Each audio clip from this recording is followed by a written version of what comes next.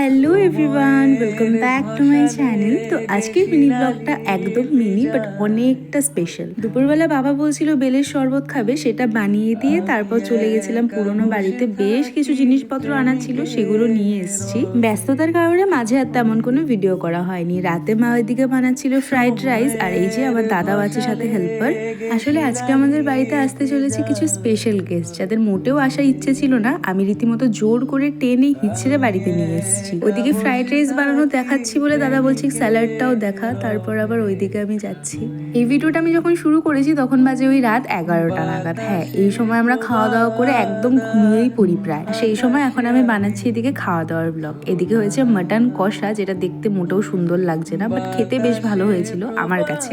যাদের আসার কথা ছিল তারা আদৌ আসবে কি আসবে না এই করতে করতেই তো 2 দিন কাটিয়ে দিয়েছে। তবে ওই যে আমি জিদ ধরেছি তোদের আসতে হবে মানে আসতেই হবে। কারা আসছে সেটা না হয় তোমরা একটু পরেই দেখতে পাবে। তার আগে তোমাদের একটু দেখিয়ে দিই, এই যে আমার গুণধর দাদা, যে জীবনে প্রথমবার হয়তো আজকে ঘর ঝাড়ু দিচ্ছে, তাই ভাবলাম মোমেন্টটাকে একটু ক্যামেরা বন্দি করা যাক। আর ওই যে ওইদিকে আমার মা আমার ওপর চেঁচাচ্ছে, ছেলের নামে নিন্দা করেছে বলে কথা, গায়ে তো একটু ফোসকা পড়বেই বলো। সে যাই হোক, যারা আসছে তারা এত ভালো সময় আসছে যে তাদের জন্য আর অপেক্ষা করার মতো আমার সময় হয়নি। আমার পেটে রীতিমতো ছুঁচো দৌড়চ্ছিল, তাই এখানে আমি বসে গেছি খেতে। আর এত ন্যাকামো করে খাওয়ার কারণ হচ্ছে আমার হাতটা গেছে কেটে সবজি কাটতে গিয়ে, কি আর করা যাবে।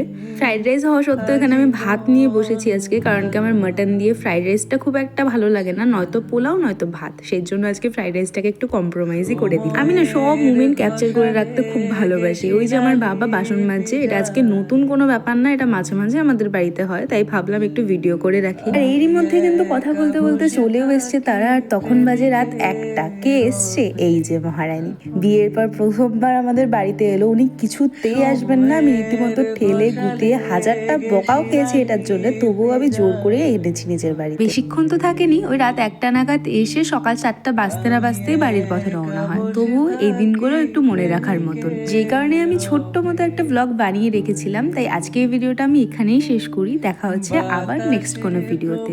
আজকের জন্য টাটা।